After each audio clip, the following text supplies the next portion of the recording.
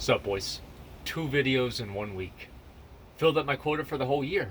And today, we're out here again in the treehouse, and I want to talk to you guys about Shroud moving to Mixer. And also, on a greater extent, just Ninja moving to Mixer, Mixer in general, other streaming platforms, everything else in between. Obviously, as somebody who's streamed on Twitch for, I don't know, has it been 3 years now? Something like that. I've been on there for kind of a while, and I figured I'd give my 2 cents on the situation. I talked about it a little bit on my stream, but I figured I'd make a video and just really kind of address the situation wholesale and give people my perspective. So anyway, I think the main thing that I want to talk about is kind of why people are moving over to Mixer. And I think that's actually a really easy answer. It's money. I think Mixer is just offering these streamers a bunch of money to move over there. And it's enough money to where if they streamed on Mixer and they got 0 viewers for the rest of their life, they would be rich as fuck. I think that these guys are getting massive deals, like over $10-20 million deals to move over to the platform. And at that point, guys, I mean, if you're going to get offered, like, let's say 20 million, 15 million, 10 million, only $10 million to move over and stream on Mixer for, I don't know, like 2 or 3 years or something. I'm not really sure what their contract is. I can't really see a lot of reasonable people saying to turn that down. I think it's a pretty obvious decision that somebody would want to do that because it's just basically securing their entire life. And it makes sense that anybody would want to move over there if they got that big of a paycheck. And I think that's why Ninja and Shroud also moved over there. I think that if Mixer didn't offer them a huge amount of money, it wouldn't have happened. And that's why nobody else is moving over there unless they're getting a lot of money. And anyway, guys, I think the whole concept of it and people moving over and going to these different streaming platforms is in general a good thing to an extent. And the reason why I think that is just purely on the basis of the idea that I think competition usually does breed excellence. Sometimes it doesn't. But overall, I think that especially for streamers and also for viewers, it's probably going to be better to have people that are on these different platforms competing with each other, because it's going to force the streamers, and it's also mostly going to force the platforms themselves, like Mixer and Twitch, to become just better in general for a user experience and also for the streamer experience. And the main thing, obviously, is for a streamer, like if you're a streamer that has any sort of an audience right now, holy fuck, you are on cloud 9, man. Like, you've got all of these different companies now that are trying to get into the live streaming game, and they're like, oh yeah, well, I could get 5 million here, 3 million there, 4 million in stock options here. It's like you've got all these multi-billion-dollar companies fighting over your audience, and you as a person. I mean, fuck, dude, oh man, it's great. And apparently, somebody said that Mixer sent me an offer, but I don't really check my email a lot, so I might have gotten a $20 million deal and I just didn't see it. But anyway, I love Twitch. I want to say that too. I like Twitch a lot. I like the people at Twitch. I think that Twitch is just a great platform overall. Now, obviously, are there times where Twitch makes mistakes? Yeah, of course. But for the most part, I think Twitch makes mistakes less often than other companies and other websites. And, in this day and age, I think that's good enough. And what would get me to switch over? Probably, I don't know, if they gave me $20 million, I'd switch over. I mean, yeah, $25 million. Of course I would. Yeah, duh. I'd just make other content on YouTube too instead. I think that really, and I had this conversation last night on Trainx's podcast, and I actually really thought that some of the points that people brought up were really good. And some of the different things that actually do make it better for viewers that everything is on one platform, and this is kind of a counterpoint to what I said about competition, is that whenever you all have, all the streamers all on one platform, it makes it easier to, like, let's say you get an emote, and if you get an emote on a channel and you can only use it really on that channel because you're only really using the website for that one channel or 2 channels, it devalues the value of that emote and devalues the value of your sponsoring or supporting, subscribing to a stream. And also you have like sub streaks and how many months people are subscribed for. And if you could have somebody that's they've been subscribed for 2 years, and then you move over to another platform and they have that reset, I mean, that's obviously kind of disappointing for that person. Now, is it a big enough deal to where I think that decisions should be made around that? Probably not, but it's always something to keep in mind. And, I think for every content creator, it's really important to make sure that people that have been watching your stream for a long time, and I've even done this for myself personally, those people really feel like they're part of the community and they're really, noticed and appreciated. I know that sometimes whenever I receive any sort of like real feedback, and I'll even ask personally, different viewers that I know who have been watching my streams since 2016 or something, 2017 even, I'll ask them, and if they express like a frustration with something that I'm doing, I ask them personally. I'm like, well, what do you think? What do you think I'm doing wrong? Like, why is it that you used to watch a lot and now you don't watch as much? Is it because you've gotten a new job? Is the game boring for you? And so, it's like something not really out of my control. But I think it's really important to make sure that you maintain a relationship with those people, because those people are probably the ones that are going to be able to have the best perspective on where you should go and what you should pursue as a creator. And also they're going to be able to help give you a little bit of grounding in terms of, like how you've been acting or how you've been feeling or how the streams have been, because that person is, coming at it from a perspective of, a certain degree of investment, and they care about you, or at least they care about your content because they've been consuming it for a long period of time.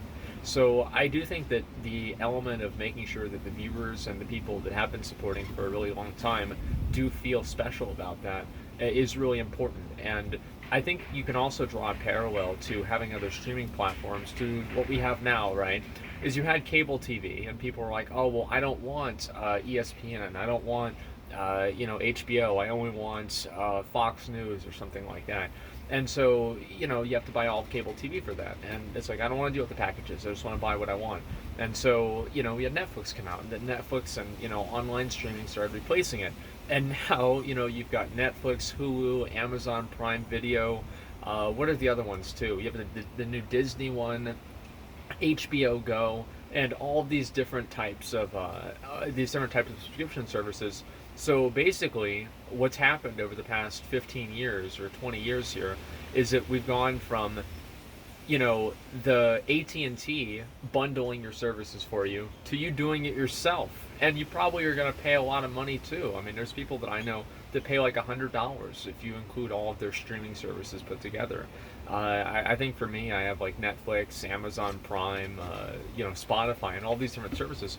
So it's really kind of funny to see how things have gone full circle. But, as a user, I do think that is a little bit, sorry about my face looking kind of weird. I kind of think it's cool in a way, because, I'm looking at myself, I'm like, oh, I look like a Viking warlord with war paint on, but I'm actually just an idiot sitting in my treehouse that I had whenever I was a kid, and the sun's shining in my eyes. But hey, it's okay.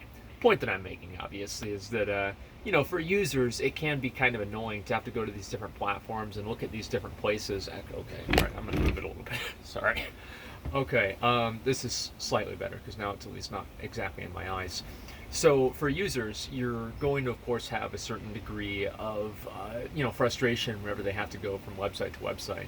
And I do worry about that, especially if Mixer and YouTube and Facebook, and there's like another place, Caffeine. I don't really think that's a meaningful live streaming website, at least not yet. But the other four that I mentioned are all kind of competing for market share in the live streaming industry and live streaming space. So I think the main concern that I have with Mixer is I'm not really sure exactly if going after like a couple of big streamers is really going to help anyone. I know whenever Ninja moved over there, he was doing, well for the first week or so, because it's, a certain amount of hype and people wanted to see how it was going to go. But then after that, I think his stream did diminish a lot, and it's a lot less now than it was on Twitch. And I think the big reason for that is because there's not really an ecosystem built up around these other live streaming platforms.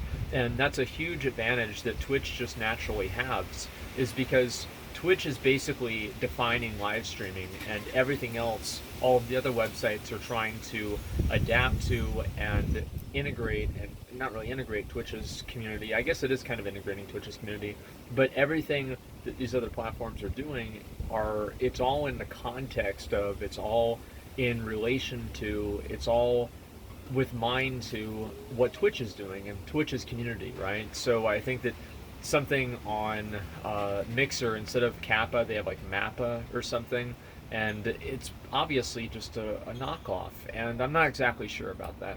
But the point that I'm making is because Twitch is so overwhelmingly dominant in the live streaming world, the entire culture of live streaming is derived from Twitch, and the ecosystem of live streaming lives and breathes on Twitch, and that's why I'm kind of concerned if they're bringing over, let's say, Shroud or Ninja to these other platforms, because I think that they'll see, they'll be doing great for a while, but then what's going to end up happening, I think, is that these people will, see a decline in their viewership, and of course that's why Mixer is paying them so much money to kind of offset that.